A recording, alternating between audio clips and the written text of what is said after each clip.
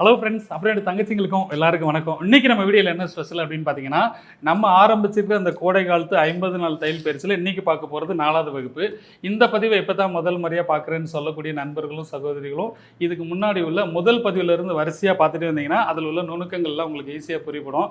அதே போல் இன்றைக்கி வகுப்பில் நம்ம இப்போ என்ன பார்க்க போகிறோன்னு பார்த்தீங்கன்னா, இதுக்கு முந்தின பதிவில் ராணிக்கு மெஷர்மெண்ட் எடுத்து ஒரு கட்டிங் போட்டிருப்பாப்ல பிரகாஷ், நீங்கள் பார்த்துருப்பீங்க. ரொம்ப ஈஸியான மெத்தடில் உங்களுக்கு புரியக்கூடிய அளவுக்கு சொல்லி கொடுத்துருப்பாங்க. அதே போல் இன்றைக்கி நம்ம அதை ஸ்டிச்சிங் பண்ண போகிறோம். அதாவது ஒவ்வொரு பாகமாக இன்றைக்கி ஃபஸ்ட்டு ஒரு பேக் பீஸ் எடுத்து இப்போ ஸ்டிச் பண்ண போகிறோம்னு வச்சுக்கோங்களேன். அதை மட்டும் தான் நீங்கள் ஃபாலோ பண்ணணும். நம்ம தான் பேக் தைச்சிட்டோம்ல, அடுத்து ஃப்ரண்ட்டு போயிடுவோம் அப்படின்ற மாதிரி நினைக்காதீங்க. அந்த ப்ளவுஸ் தைக்கிறதுக்கு எத்தனை நாள் ஆனாலும் சரி அதே நாளை நீங்கள் ஃபாலோ பண்ணி கொண்டு வாங்க. நீங்கள் தைக்கிறது கரெக்டாக பர்ஃபெக்டாக இருந்தால் ஓகே தான். சப்போஸ் அதில் எதுவும் தப்பு நடந்துருச்சுன்னா அட்ஜஸ்ட் பண்ணிக்கலான்ற மாதிரி பண்ணாமல், எத்தனை தடவை தப்பு இருந்தாலும் அதை பிரிச்சுட்டு 10 தடவை தப்பு பண்ணாலும் சரி அதை பிரிச்சுட்டு 11வது டைம் பிரித்து தைக்கும் போது பர்ஃபெக்டாக இருக்கணும் அப்படிங்கிறதுக்காக தான் உங்களுக்கு திரும்ப திரும்ப சொல்கிறேன். ஏன்னா நீங்கள் தைக்கக்கூடிய முதல் ப்ளவுஸு ரொம்ப பர்ஃபெக்டாக இருக்கணும். அது வேஸ்ட் ஆயிடுச்சுன்ற மாதிரி வார்த்தைகள் வரவே கூடாது. அப்போ தான் நம்மளுக்குள்ள ஒரு தன்னம்பிக்கை இருக்கும். அப்புறம் இன்னொரு முக்கியமான விஷயம் சொல்லணும்னு நினச்சேன்.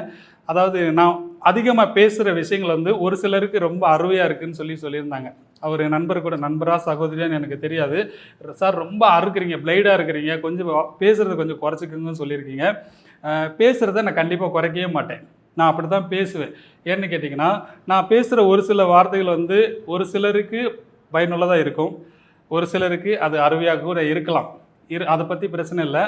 ஏன்னா நான் பேசுகிற விஷயங்கள் உங்களுக்கு அருவியாக இருந்துச்சுன்னா அந்த இடத்த ஸ்கிப் பண்ணிவிட்டு உங்களுக்கு தேவையான அந்த டெய்லரிங் சம்மந்தப்பட்ட விஷயங்களை மட்டும் ஃபாலோ பண்ணிங்கன்னா போதுமானதாக இருக்கும்னு நான் நினைக்கிறேன். ஏன்னா நான் பேசுகிற ஒரு சில வார்த்தைகள் பல பேருக்கு ஒரு மோட்டிவேஷனாக இருக்குது அப்படிங்கிறது எனக்கு நல்லாவே தெரியும்.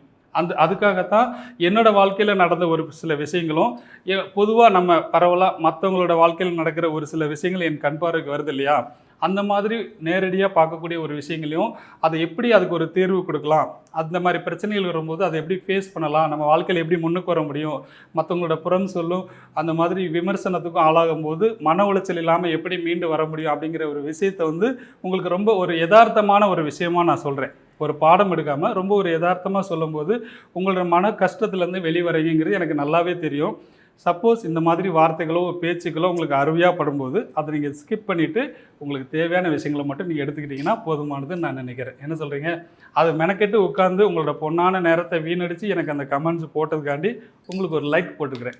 சந்தோஷமா? ஆனால் நான் பேச்சை குறைக்க மாட்டேன், அப்படி தான் பேசுவேன். ரைட்டா? அதே மாதிரி இன்னொரு விஷயம் சொல்லணும்னு நினச்சேன். அதாவது வாழ்க்கையில் கண்டிப்பான முறையில் நம்ம போராட்டம் இருக்கத்தான் செய்யும். போராட்டம் இல்லாத வாழ்க்கை சுவாரஸ்யமே இருக்காது, சப்புன்னு இருக்கும். அதனால் எவ்வளோ போராட்டங்கள் இருந்தாலும் அதை போராடி மீண்டு வர்றதுக்குண்டான வழிகளை பார்த்துட்டே இருங்க.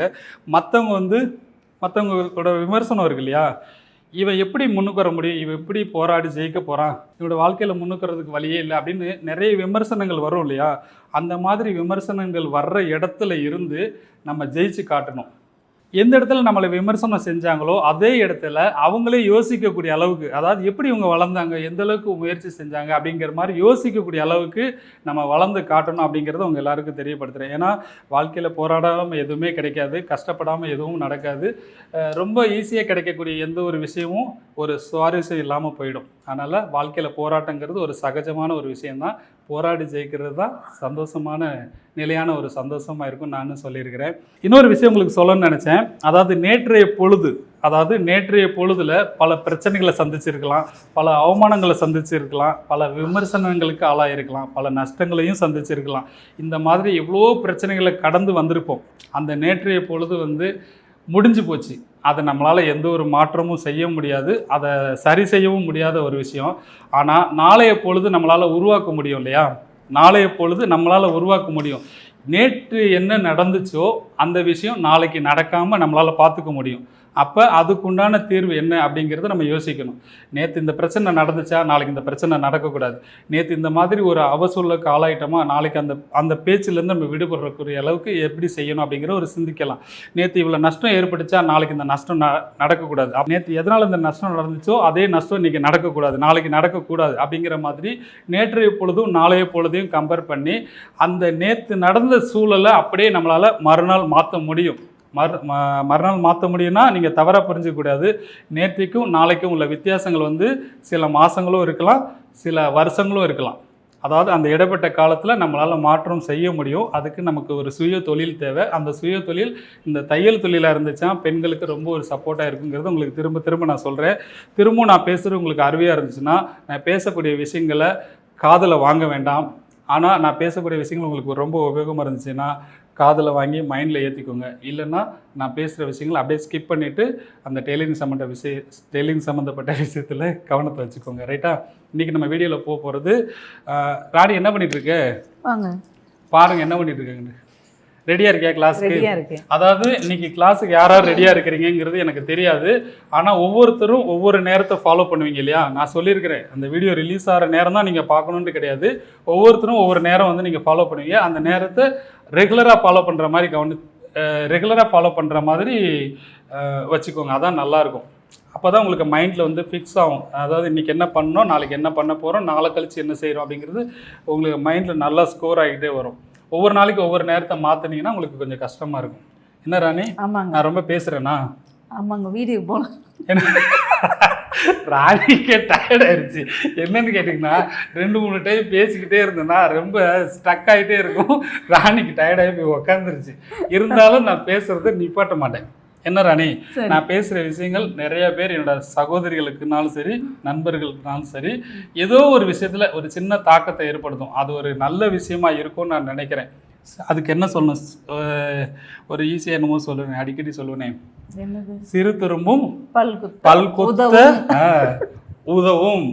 என்னை விமர்சனம் செய்யக்கூடிய எல்லாருக்கும் சிறு துரும்பும் பல்குத்த உதவும். அதனால் எந்த ஒரு விஷயத்தையும் உதாசீனப்படுத்தாதீங்க. ரொம்ப அறுக்கிறானே நினச்சி உதாசீனப்படுத்தாதீங்க. அதில் உள்ள ஒரு சில விஷயங்கள் ஏதாவது ஒன்று உங்களுக்கு கண்டிப்பான முறையில் உங்களோட வாழ்க்கைக்கு பயன்படக்கூடிய ஒரு விஷயமாக தான் இருக்கும்னு நான் நம்பிக்கையில் தான் இவ்வளோ வார்த்தைகள் பேசுகிறேன். ஏன்னா நான் பட்ட கஷ்டங்கள் மற்றவங்க படக்கூடாது அப்படிங்கிற ஒரே நல்ல எண்ணம் இருக்குது. அப்படிங்கிறத நீங்கள் புரிஞ்சுக்கிட்டீங்கனாலே நான் பேசுகிறது அருவைங்கிறது உங்களுக்கு ஏற்றுக்க மாட்டீங்க. ரைட்டா? சரியாக பேசிட்டேன்னா? அப்போ கரெக்டாக பேசி முடிச்சிட்டேன். இப்போ வீடியோக்குள்ளே போகலாமா? வாங்க போகலாம். சரி, இன்றைக்கி வந்து ஃபஸ்ட்டு நான் பேக் பீஸ் மட்டும் தான் தைக்க போகிறோம். இதில் வந்து மற்ற கட்டிங்லாம் ரெடியாக இருக்குது. இது வந்து அடுத்தடுத்த பதிவில் பார்த்துக்கலாம். ஃபஸ்ட்டு வந்து பிரகாஷ் இப்போ பேக் பீஸ் தான் தைக்க போகிறேன். கழுத்து வந்து பார்த்தீங்கன்னா பக்கத்தில் வாங்களேன், அப்போ தானே தெரியும். ஏன் அங்கேயே நிற்கிறீங்க? வாங்க பக்கத்தில் வாங்க. அதாவது பேக் பீஸ் வந்து லைனிங்கில் கட் பண்ணியிருக்கோம்ல, இது கழுத்து மார்க் பண்ணியிருக்கிறோம். இன்னொரு சைடு மார்க் வந்து நம்மளுக்கு கிளியராக தெரியலை. அப்போது இதில் கொஞ்சம் அழுத்தி வரைஞ்சிக்கலாம். நீ வரையிறியா நான் வரையிட்டா? நீங்களே நான் வரைவா?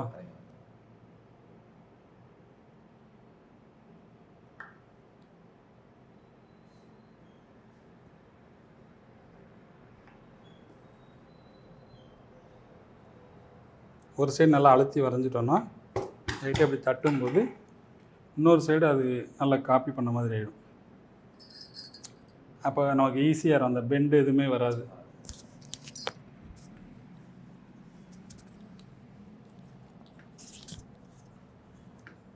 இப்போது இந்த இதை வந்து ஃபஸ்ட்டு கீழே ஒரு வேஸ்ட்டு பீஸை நம்ம கழுத்து இருக்கு இல்லையா, கழுத்து எத்தனை இன்ச்சு உயரம் வச்சுருக்கோமோ அதை விட கூட ஒரு இன்ச்சு இருக்கிற மாதிரி வேஸ்ட்டு பீஸ் வச்சுட்டு மேலே ஒரிஜினல் பீஸு, இந்த ஒரிஜினல் பீஸ் வந்து சென்டரு கனெக்ட் பண்ணி வச்சுக்கோங்க. நம்ம கழுத்து எவ்வளோ இறக்கம் இருக்கோ அதை விட இது ஒரு இன்ச்சு கீழே இருக்கணும் உள்ள பீஸு. சப்போஸ் இது கம்மியாக இருந்துச்சுன்னா ஷோல்டரில் குறைச்சிக்கலாம், ஒன்றும் பிரச்சனை இல்லை. ஏன்னா ஷோல்டர் கொஞ்சம் சாஃப்டாக இருந்துச்சுனாலும் பிரச்சனை இல்லை தான். நமக்கு கீழே அந்த ரவுண்டுக்கு கீழே எக்ஸ்ட்ரா ஒரு இன்ச்சு இருக்கிற மாதிரி வச்சுக்கோங்க. இப்போ நீயா வைக்கிறியா? உனக்கு தெரியும் தானே.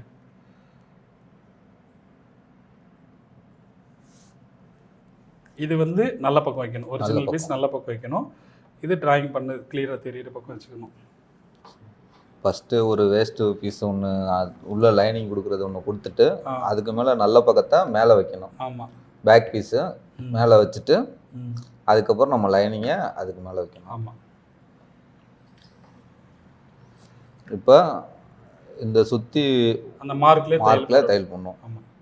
இது நம்ம வந்து வெறும் யூ நெக் தானே போட்டுருக்கோம். மற்றபடி பார் நெக் போட்டுக்கலாம், இல்லை ஸ்டார் நெக் போட்டுக்கலாம், என்ன டிசைன் வேணாலும் பண்ணிக்கலாம். அதுக்கேற்ற மாதிரி டிராயிங் பண்ணிவிட்டு அதில் தையல் போட்டுட்டு வெட்டி திருப்பிக்கலாம். இப்போ நம்ம வந்து சாதாரண ஒரு யூ நெக் தான் போட்டோம். நான் இப்போ தான் ஃபஸ்ட்டு வாட்டி தைக்கிறதுனால இந்த இடம் நம்மளுக்கு கொஞ்சம் விலகும். இதில் ஒரு தையல் போட்டுக்கலாமா? போட்டு விலகாம இருக்கிறதுக்கு இந்த 3 துணி கழுத்து அகலம் இல்லாமல் இருக்கிறதுக்கு. சரி சரி. அதாவது ஒரு சில துணி வளவலன்லாம் இருந்துச்சுன்னா விலகிரும்ல, துணி விலகாமல் இருக்கிறதுக்கு அதில் ஒரு தையல் போட்டுக்கிறாப்புல. இந்த மாதிரி சின்ன சின்ன டிப்ஸ் எல்லாம் நீங்கள் யூஸ் பண்ணிக்கிட்டீங்கன்னா புதுசாக தைக்கிறவங்களுக்கு நல்லாயிருக்கும். அந்த குண்டூசி குத்துறீங்க இல்லையா, அதுக்கு பதில் இது என்ன குணம்? ஆமாம் ஆமாம் ஆமாம் ஆமாம். வெட்டுற பதில் சும்மா ஒரு தையல். சரி. அப்போ அது வந்து விலகாமல் இருக்கும்.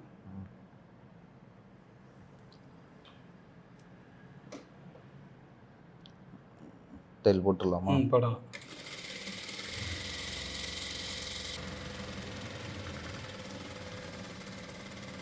ரைட். இது மாதிரி தான் தைக்கும் போதே ஃபுல்லாக வளைச்சிட்டோம்னா தான் அந்த ஷேப் வந்து அப்படியே கிடைக்கும்.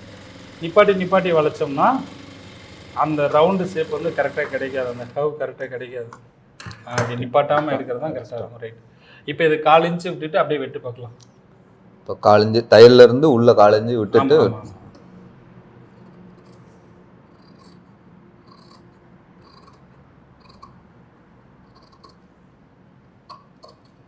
அந்த 1/4 இன்ச்சு நூலை விட்டுட்டு அப்படியே வெட்டிடும்.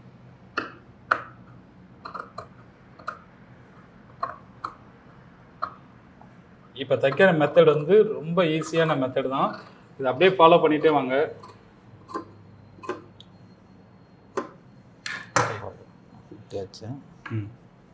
இப்போ இதில் வந்து அர்க்காத் பண்ணிக்கணும். அர்க்காத் வந்து இந்த ரவுண்டு ஷேப்புக்கிட்ட மட்டும் பண்ணால் போதுமானது. பண்ணிவிட்டு இந்த தையல் ஒட்டுன அளவுக்கு வெட்டிடணும். தையலில் வெட்டிடக்கூடாது. தையலில் வெட்டிடக்கூடாது. சரி.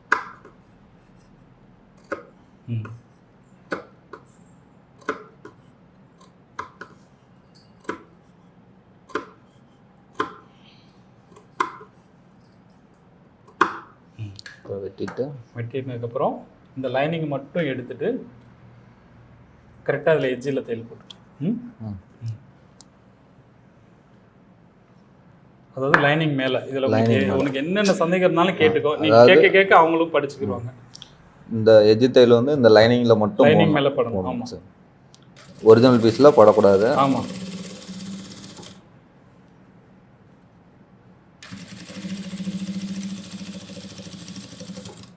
ரைட்.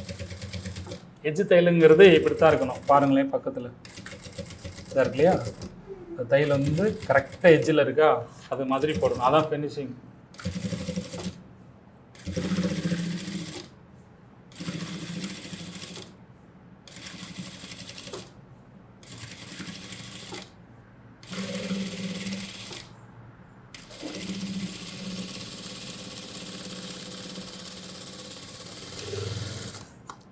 தையல் நம்ம போட்டாச்சு. ரைட். இப்போ அதை எடுத்துக்கோ. இப்போ பண்ணும்போது உள்ள லைனிங், அந்த எக்ஸ்ட்ரா வச்ச லைனிங் வந்து உள்ளே போயிடும். அப்போ அது வெளியில் தெரியாது இல்லையா. இதில் வந்து பார்த்தீங்கன்னா இது நல்ல கொஞ்சம் திக்கான துணினால நம்ம சின்ன பீஸ் இப்படி கட்டமாக கொடுத்துருக்கோம். லேசான துணி இருக்குல்ல, நெட்டு கிளாத்து இல்லைன்னா வளவலன், அதாவது உள்பக்கம் போடுற லைனிங் வெளியில் தெரியல, அப்போ இங்கே கட்டமாக தெரியும். அந்த மாதிரி வந்து டபுள் கிளாத்தாக கொடுத்துட்டோம்னா நமக்கு தைக்கிறதுக்கும் ஈஸியாக இருக்கும். அந்த ப்ளவுஸ் ஃபிட்டிங்கு பார்க்குறதுக்கு நல்லாயிருக்கும். இப்போ இது என்ன பண்ணணும்னா மேலே தையல் போடக்கூடாது. நம்ம இப்போ இதை எடுத்து விட்டு மேலே ஒரு எஜ்ஜு தையலோ இல்லை இடத்தையில போடுவோம் இல்லையா, இதில் போடாமல் நீ தைக்க போகிறேன். சரி. அது வந்து இன்னும் நல்லா ஃபினிஷிங் சூப்பராக இருக்கும்.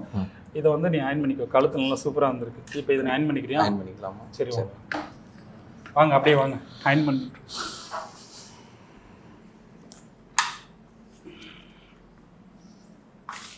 இப்போ அயன் பண்ணுறதுக்கு எதுவும் இருக்கா? நம்ம இந்த பக்கம் போட்டு அயன் பண்ணுறதா, அந்த பக்கம் போட்டு? உள்ள லைனிங் வந்து வெளியில் தெரியக்கூடாது. வெளியில் உள்ள ஒரிஜினல் பீஸு அடிப்பக்கம் தெரியக்கூடாது. இது அயன் பண்ணாமலும் தைக்கலாம். ஆனால் அயன் பண்ணி தைச்சோம்னா இன்னும் நல்லா நீட்டாக வரும்.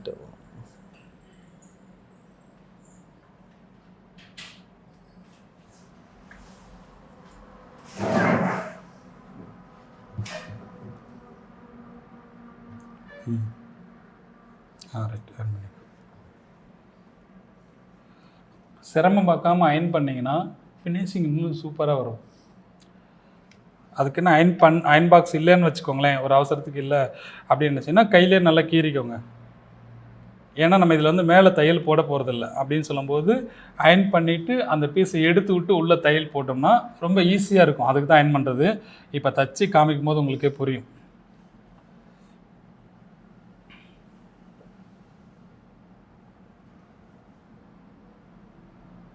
ம்.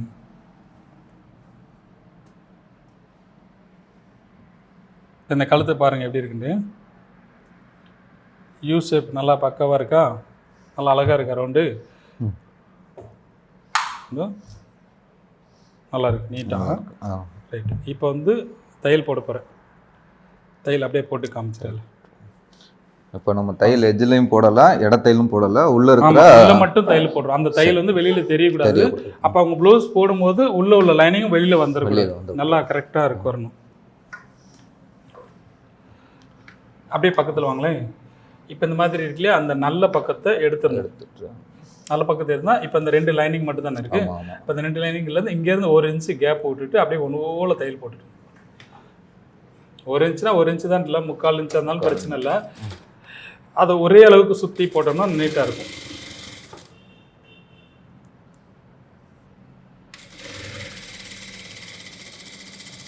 அந்த அயன் பண்ணனால தான் இது வந்து அழகாக வருது.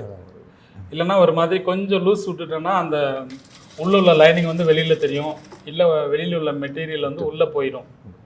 இது அந்த மாதிரி ஆகாது அயன் பண்ணனால. அயன் பண்ணாமலே தைச்சோம்னா அதுவும் சாமர்த்தியம் தான், ஒன்றும் பிரச்சனை இல்லை. எல்லாரும் அயன் பாக்ஸ் தேடிட்டே இருக்க முடியாதுல்ல.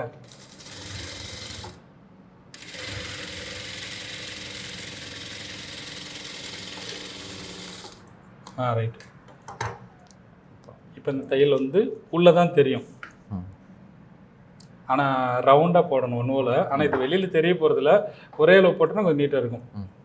தையல் பார்த்தா வெளியில் தெரியாது, அப்போது உள்ள லைனிங் வந்து வெளியில் வரவே செய்யாது. ரைட்டா? இப்போ நீ சுற்றி தையல் போட்டுக்கிறியா? சுற்றி 4 இன்ச்சு விட்டு அப்படியே சுற்றி தையல் போடணும். லைனிங் தான் கரெக்டான மெஷர்மெண்ட்டு. அதில் சுற்றி தையல் போட்டுட்டு எக்ஸ்ட்ரா உள்ள மெட்டீரியலை ஃபுல்லாக வெட்டி எடுத்துடணும்.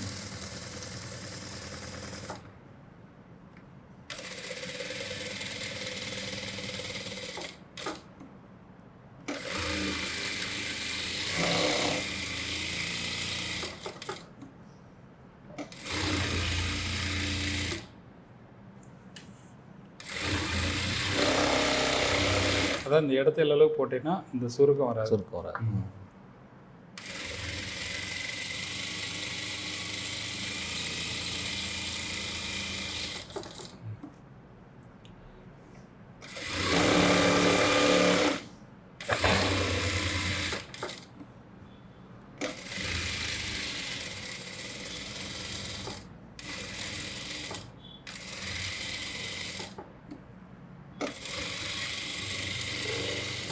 ரைட். இப்போ வந்து எக்ஸ்ட்ரா உள்ள மெட்டீரியல் பூரா வெட்டிடுறியா? லைனிங்கை ஒட்டி வெட்டணும். ஆமாம், லைனிங் தான் கரெக்டான மெஷர்மெண்ட்டு. ஒட்டி எப்படி வெட்டிடு.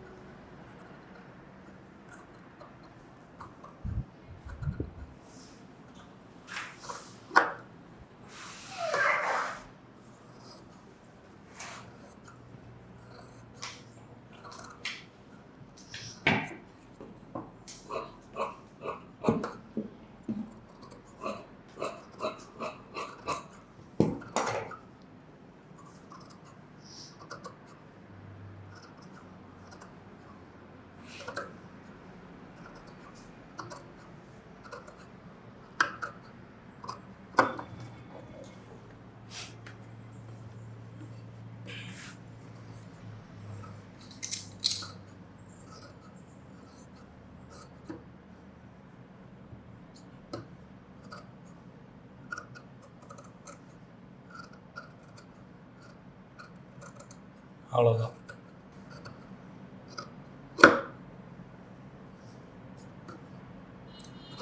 இதை வெட்டி முடித்தோடனே நம்மளுக்கு கரெக்டாக இருக்கா அப்படிங்கிறது லைட்டாக செக் பண்ணிக்குவோம். சரியாக தான் இருக்கும், இருந்தாலும் ஒன்று போல் வச்சு சைஸ் பண்ணோன்னா இன்னும் கொஞ்சம் பர்ஃபெக்டாக இருக்கும்.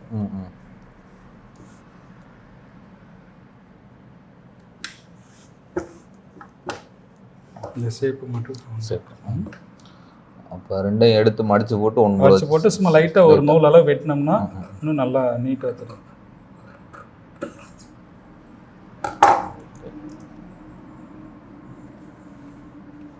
இடையில முன்ன பின்ன லைட்டாக இருந்துச்சாலும் வெட்டி விட்டுக்கலாம். அவ்வளோதான், கரெக்டாக இருக்கு.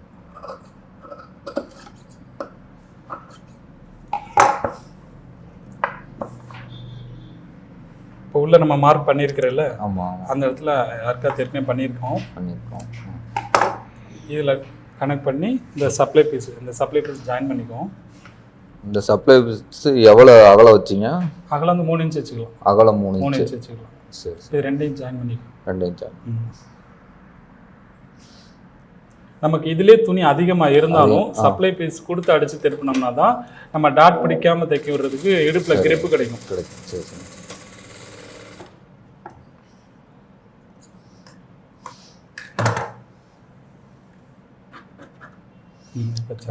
வெளிப்பக்கம் வச்சு நல்ல பக்கம் வச்சு அடிச்சு.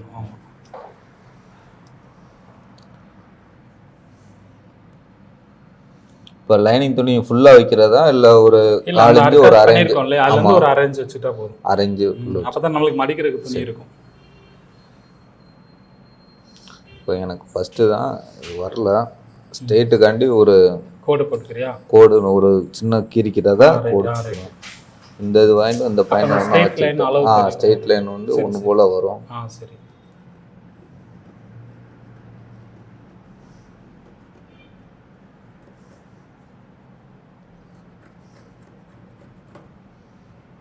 கோடு வந்துச்சுன்னா இப்போ இந்த கோட்லேயே ஓரளவுக்கு தையல் போட்டோம்னா இது வந்து ஒரு அரை இன்ச் உள்ள இருந்தால் போதும்.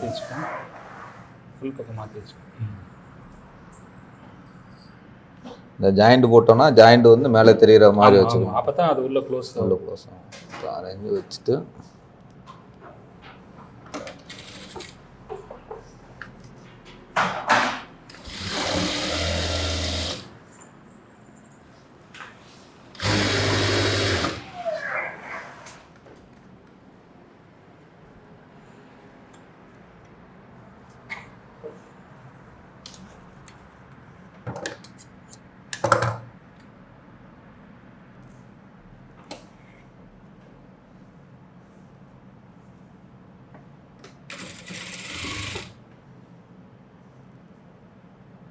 இந்த அளவு கனெக்ட் பண்ணி ஸ்ட்ரெயிட்டாக தெரியும்.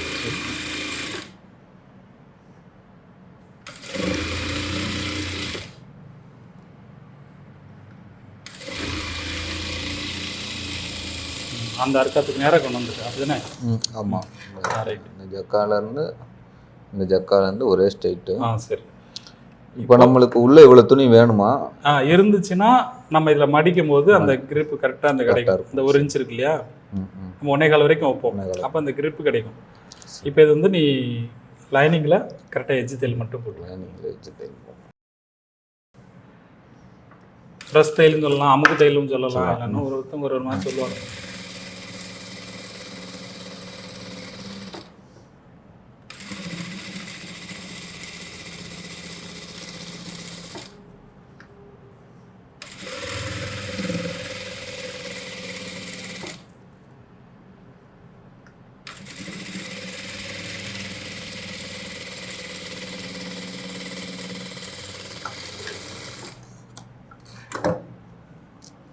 போட்டாச்சு. அதுக்கப்புறம் இதுலேருந்து 1.25 இன்ச்சு 1.25 1.5 நாள் வச்சுக்கலாம்னு பிரச்சனை. 1.25 அது ஒரே அளவு கனெக்ட் பண்ணி மடிச்சுக்கணும்.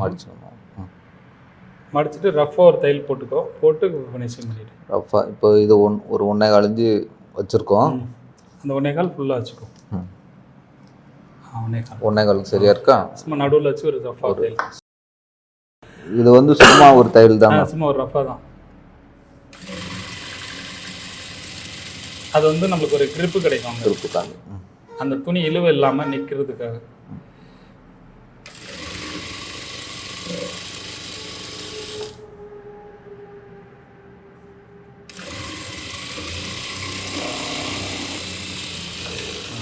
இந்த எக்ஸ்ட்ராவில் வெட்டி விட்டாங்க. இப்போ ஃபினிஷிங் பண்ணிக்கலாம்.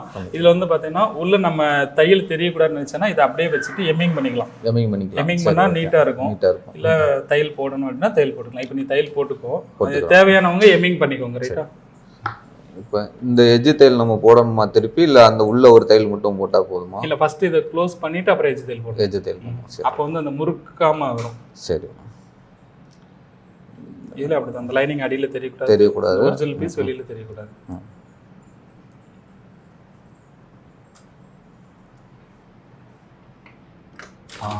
இதுலேயும் அந்த எஜ்ஜு தையல் கரெக்டாக போடும். அதே மாதிரி தான்.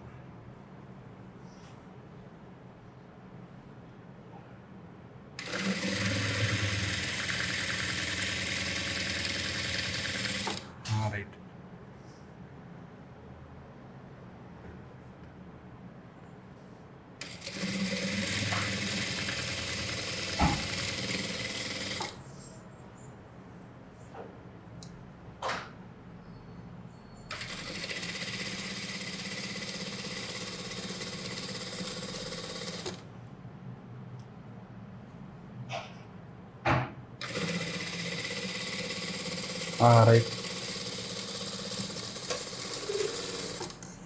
சூப்பர். இப்போ வந்து மேலே எஜ்ஜு தையல் போட்டுருக்கோம் ஓரத்தில். இந்த ஓரத்தில் நம்ம போடணுமா இல்லை? இல்லை போடணும். நான் வந்து பெரும்பாலும் 4 தையல் போடுவேன். இந்த க்ளோஸ் பண்ணியிருக்கோமா, இங்கே ஒரு எஜ்ஜு தையல், இங்கே ஒரு இட தையல், இங்கே ஒரு இடத்துல மொத்தம் நான் 4 தையல் போடுறது என்னோட பழக்கம். 4 தையல் போடணும் கட்டாயம் கிடையாது. அது சும்மா நான் தைக்கிறதுக்கு ஒரு அடையாளத்துக்காண்டி அப்படி போட்டு பழகிட்டேன். மற்றபடி அது ஓரத்தையில் மட்டும் போட்டால் போதும். ஓரத்தையில் மட்டும்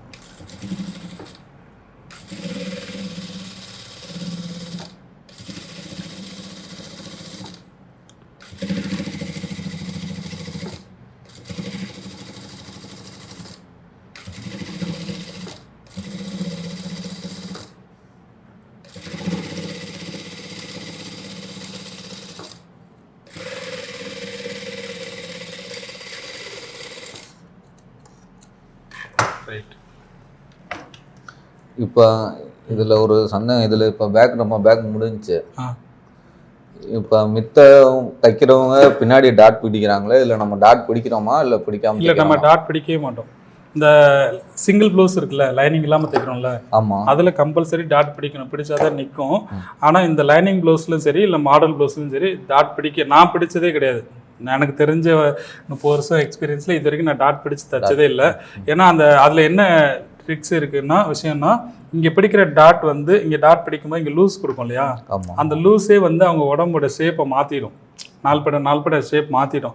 அதனால் இங்கே டாட் பிடிக்காமல் இங்கே பிடிக்கிற டாட்டோட துணி வெளியில் ஏற்றி விட்டுருது. அப்போ இதில் வந்து இந்த ஸ்ட்ரக்சர் நல்லா கிராஸ் கிடைக்கும். இருக்கா, இந்த மாதிரி கிராஸ் கிடைக்கும். அங்கே டாட் பிடிக்கிற துணி வெளியேற்றி விட்டுருவோம். வெளியில் ஏற்றி விட்டு இந்த உடம்பை சுரிக்கிறோம். அப்போ இந்த இடம் ப்ளவுஸ் போடும்போது இப்படி நல்லா ஃபிட்டாக இருக்கும். உடம்பு நல்லா பூசினவால இருக்கும். அவங்களோட கொஞ்சம் பெரியவங்களாக இருந்தால் கூட உடம்பு தளர்வாக இருக்கும் இல்லையா, அவங்களுக்கெல்லாம் கூட இந்த மாதிரி டாட் பிடிக்காமல் தைச்சோன்னா அப்படியே நல்லா பூசினாப்புல பார்க்க நல்லாயிருக்கும். நல்லா ஸ்ட்ரெச்சரும் காமிக்கும். அப்போ டாட்டுக்கும் இதுக்கும் எந்த ஒரு வித்தியாசமும் கிடையாது? ஒன்றுமே கிடையாது. நம்ம டாட் பிடிக்கலன்னு நினைக்க கிடையவே கிடையாது. அது மாதிரி ப்ளவுஸ் டாட் பிடிக்கலன்னு மேலே ஏறிக்கிறோம்னு சொல்லுவாங்கல்ல, அது கிடையவே கிடையாது. அதை விட இதுதான் நல்லா ஃபிட்டாக உட்காந்துருக்கும். அதனால நம்ம டாட் பிடிக்க வேண்டியதில்லை. இதே நல்லா நீட்டாக இருக்கும். சரி, அப்போ ஒரு பேக்கோடதால அவ்வளோதான். இதெல்லாம் பேக் பீஸ் வந்து ஃபுல்லாக கம்ப்ளீட் பண்ணிட்டோம். நல்லா நீட்டாக தைச்சிட்டோம். இதே மாதிரி நீங்களும் தைச்சிருங்க. இதில் இன்னொரு சந்தேகம் இருக்கு. நம்ம எடுத்தோடனே பேக்கு தான் தைக்கணுமா, இல்லை கை தைக்கிறதா, இல்லை ஃப்ரண்ட் ரெடி பண்ணுறதா, பெல்ட் ரெடி பண்ணுறதா? ஃபர்ஸ்ட் வந்து பேக் தான் தைக்கணும். ஏன்னு கேட்டீங்கன்னா, ப்ளவுஸோட ஹைட் வந்து இதில் தான் நம்ம ஃபஸ்ட்டு உயரத்தை கணக்கு பண்ணி தைப்போம். இப்போ ஃப்ரண்ட் தைக்கும்போது கிராஸ் இருக்கும். கிராஸ் போக பெல்ட்டுக்கு நம்ம தனி அளவே கிடையாது. அது வந்து பேக்கை கணக்கு பண்ணி எவ்வளோ தேவைங்கிறது தான் ஃபில் பண்ணுறோம். அதனால் ஃபஸ்ட்டு பேக் ரெடி பண்ணிவிட்டு எவ்வளோ அளவு எடுத்துட்டு 14 இன்ச்சு உயரம் வச்சுருக்கோமா, ப்ளஸ் வந்து ஷோல்டருக்கு 1/2 இன்ச்சு, அப்போ 14 இன்ச்சு இதில் இருக்கிறளவு இப்போ தைச்சிட்டோம்னா இது கம்ப்ளீட் ஆகிடும். இதை வச்சு தான் ஃப்ரண்ட் தைக்கணும். இதை வச்சு தான் ஃப்ரண்ட் தைக்கணும். ஆனால் ஃப்ரண்ட் எடுத்துட்டு ஃப்ரண்ட்டுக்காண்டி பேக் எடுக்கிறது அந்த மாதிரி கூட அது வித்தியாசம் வந்துடும். இது வந்து வித்தியாசம் வராது. சப்போஸ் அந்த ஒயர் எதுவும் மிஸ்டேக் ஆயிருச்சுன்னா நம்ம அட்ஜஸ்ட் பண்ண முடியும். அதை தைச்சிட்டு இது பண்ணோம்னா அதில் ரொம்ப வேலை பார்க்குற மாதிரி. அப்போ நம்ம எப்பவுமே பேக் பீஸ் தான் தைக்கணும். சாதா ப்ளவுஸ்னாலும் சரி, லைனிங் ப்ளவுஸ்னாலும் சரி, ஃபர்ஸ்ட் பேக் தான். பேக் ரெடி பண்ணிட்டு அதுக்கப்புறம் ஃப்ரண்ட் ரெடி பண்ணணும். சரி, அதான் கரெக்டாக இருக்கும். உனக்கு இன்னைக்கு இது ஈஸியாக இருந்துச்சா? ஈஸியாக இருந்துச்சு. உங்களுக்கு ஈஸியாக இருந்துச்சா? வீடியோ பார்த்து முடித்தா தான் தெரியும்னு பார்த்துட்டு நீங்கள் ட்ரை பண்ணுங்கள். உங்களோட சந்தேகங்கள் பூரா கிளியர் ஆகிருக்கும்னு நான் நினைக்கிறேன். ரைட்,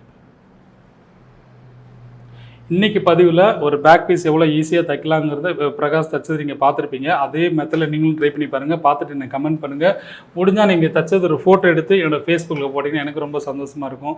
அதே மாதிரி நீங்கள் தைக்கிற ஒவ்வொரு ப்ளவுஸாக இருந்தாலும் சரி, சுடிதார் இருந்தாலும் சரி, ஏதாவது ஒரு நம்ம சேனலில் பார்த்து தைக்கிற ஒரு விஷயங்களை டெய்லர் ப்ரோ அப்படிங்கிற இன்ஸ்டாகிராமில் டேக் பண்ணி போட்டிங்கனாலும் எனக்கு ரொம்ப சந்தோஷம் தான். நான் இவ்வளோ கஷ்டப்பட்டு நாயாக கத்தி வீடியோ போட்டுட்ருக்கேன். இங்கே ராணி என்ன பண்ணிகிட்ருக்கு பாருங்கள். என்ன ராணி பண்ணுற? பேட்டர்ன் கேட்டிருக்கீங்களா? சரி சரி. அதாவது நிறைய பேர் வந்து பேட்டர்ன் வந்து கேட்டுட்டு இருக்கீங்க இல்லையா, அதுக்குன்னா நம்பர் இன்னும் நிறைய பேருக்கு நம்பர் தெரியலன்னு சொல்கிறீங்க. திரும்பவும் நான் சொல்கிறேன். சப்போஸ் இந்த ப்ளவுஸ் சைஸுக்குரிய உங்களுக்கு ப்ளவுஸ் மெஷர்மெண்ட் என்ன மெஷர்மெண்ட் வேணுமோ அந்த சைஸுக்குரிய பேட்டர்ன் நீங்கள் வாங்கிக்கலாம். வாங்குறதுக்கு முன்னாடி உங்களுக்கு நம்பர் நிறைய பேர் கேட்டுட்டு இருந்தீங்க இல்லையா, 7339606661 இந்த நம்பருக்கு கால் பண்ணி உங்களுக்கு என்ன சைஸ் வேணுமோ அதை கேட்டு வாங்கிக்கோங்க. மொத்தமாக ரொம்ப லாங்கில் அதர் ஸ்டேட்டு இல்லை ஃபாரினில் இருக்கிறவங்க மொத்தமாக ஒரு பேக்கேஜ், அதே 28 சைஸ்லேருந்து 50 சைஸ் வரைக்கும் மொத்தமாக வாங்கிக்கோங்க.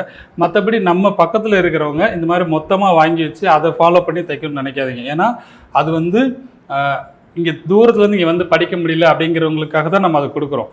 மற்றபடி பக்கத்தில் இருக்கிறவங்க இதுக்காக கொஞ்சம் முயற்சி பண்ணி நீங்கள் அதை மெஷர்மெண்ட் எடுத்து கட்டிங் பண்ணி ஸ்டிச்சிங் பண்ணுறதுக்கு பழகிக்கோங்க. அப்போ தான் எல்லா சைஸுக்குரியவங்களுக்கும் நீங்கள் தைக்க முடியும்.